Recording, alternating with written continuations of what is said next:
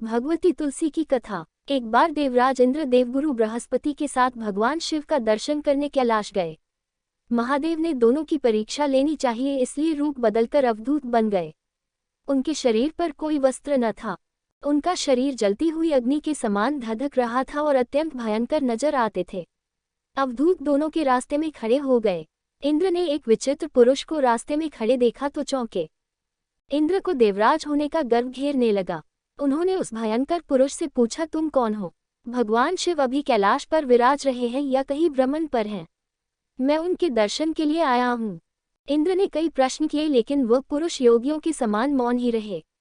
इंद्र को लगा कि एक साधारण प्राणी उनका अपमान कर रहा है। उनके मन में देवराज होने का अहंकार उपजा, जो क्रोध में बदल गया। इंद्र ने कहा, मेरे बार बार अनुरोध पर भी तू कुछ नहीं बोलकर मेरा अपमान कर रहा है। मैं तुझे अभी दंड देता हूँ। ऐसा कहकर इंद्र ने वज्र उठा लिया। भगवान शिव ने वज्र को उसी समय स्तंभित यानी जड़ कर दिया। इंद्र की बाँह अकड़ गई। भगवान अवधूत क्रोध से लाल हो गए। बृहस्पति उनके चेहरे पर आई क्रोध की ज्वाला को देखकर समझ गए कि ऐसा प्रचंड स्वरूप महादेव के अतिरिक्त किसी का नहीं हो सकता। बृहस्पति शिवस्तुति गाने लगे। उन्होंने इंद्र को भी महादेव के चरणों में लेटा दिया और बोले, प्रभु इंद्र आपके चरणों में पड़े हैं, आपके शरणागत हैं। आपके ललाट से प्रकट अग्नि इन्हें जलाने को बढ़ रही है।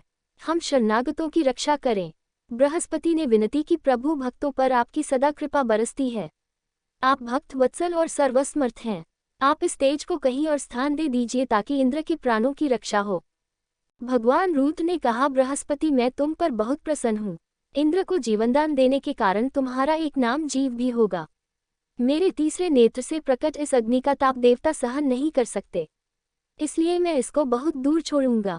महादेव ने उस तेज को हाथ में धारण कर समुद्र में फेंक दिया।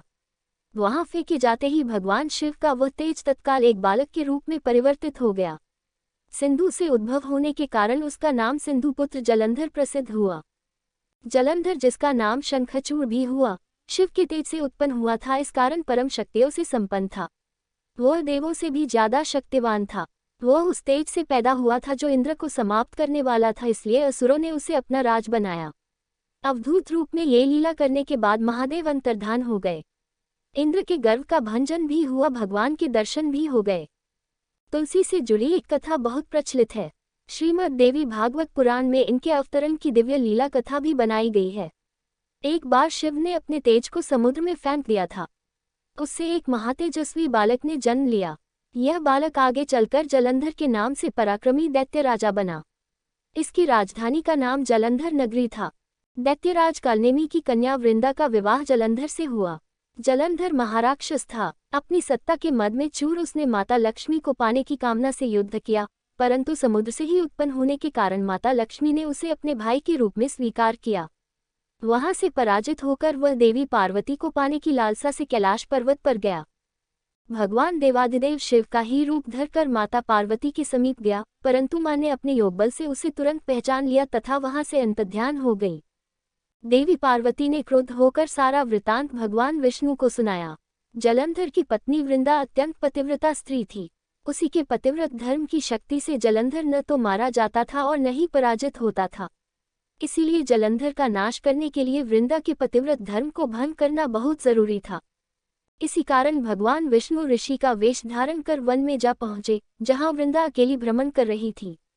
भगवान के साथ दो मायावी राक्षस भी थे, जिन्हें देखकर वृंदा भयभीत हो गई। ऋषि ने वृंदा के सामने पल में दोनों को भस्म कर दिया। उनकी शक्ति देखकर वृंदा ने कैलाश पर्वत पर महादेव के साथ युद्ध कर रहे अपने पति जलंधर के बारे में पूछा। ऋषि ने अपने माया जाल से दो वानर प्रकट किए। एक वानर के हाथ में जलंधर का सिर था तथा दूसरे के हाथ में धड़। अपने पति की ये दशा देखकर वृंदा मूर्छित होकर गिर पड़ी। होश में आने पर उन्होंने ऋषि रूपी भगवान से विनती की कि वह उसके पति को जीवित करें। भगवान ने अपनी माया से पुनः जलंधर का सिर धड़ से जोड़ दिया, परंतु स्वयं भी वह उसी शरीर में प्रवेश कर गए। वृंदा को इस छल का जरा आभास न हुआ। जलंधर बने भगवान के साथ वृंदा पतिव्रता का व्यवहार करने लगी, जिससे उसका सतीत्व भंग हो गया। ऐसा होते ही वृंदा का पति जलंधर युद्ध में हार गया। इस सारी लीला का जब वृंदा को पता चला तो उसने क्रुद्ध होकर भगवान विष्णु को शिला होने का श्राप दे दिया तथा स्वयं सती हो गई। जहां वृंदा भस्म हुई, वहां तुलसी का पौधा उगा। भगवान विष्णु ने वृंदा से कहा, हे वृंदा, तुम अपने सतीत्व के कारण मुझे लक्ष्मी से भी अधिक प्रिय हो गई हो। अब तुम तुलसी के रूप में सदा मेरे साथ रहोगी। जो मनुष्य भी मेरे शालिग्राम रूप के साथ तुलसी का विवाह करेगा उसे इस लोक और परलोक में विपुल यश प्राप्त होगा। जिस घर में तुलसी होती है वहां यम के दूत भी असमय नहीं जा सकते। गंगा व नर्मदा के जल में स्नान तथा तुलसी का पूजन बराबर माना जाता है। चाहे मनुष्य कितना भी पापी क्यों न हो, मृत्यु के समय जिसके प्राण मंजरी रहित तुलसी और गंगा जल मुख में रखकर निकल जाते हैं, वह पापों से मुक्त होकर वैकुंठ धाम को प्राप्त होता है। जो मनुष्य तुलसी व आंवलों की छाया में अपने पितरों का श्राद्ध करता है, उसके पितर मोक्ष को प्राप्त हो जाते हैं। उसी दैत्य जलंधर की यह भूमि जलंधर नाम से विख्यात है। सती वृंदा का मंदिर मोहल्ला कोट किशनचंद में स्थित है। कहते हैं इस स्थान पर एक प्राचीन गुफा थी जो सीधी हरिद्वार तक जाती थी।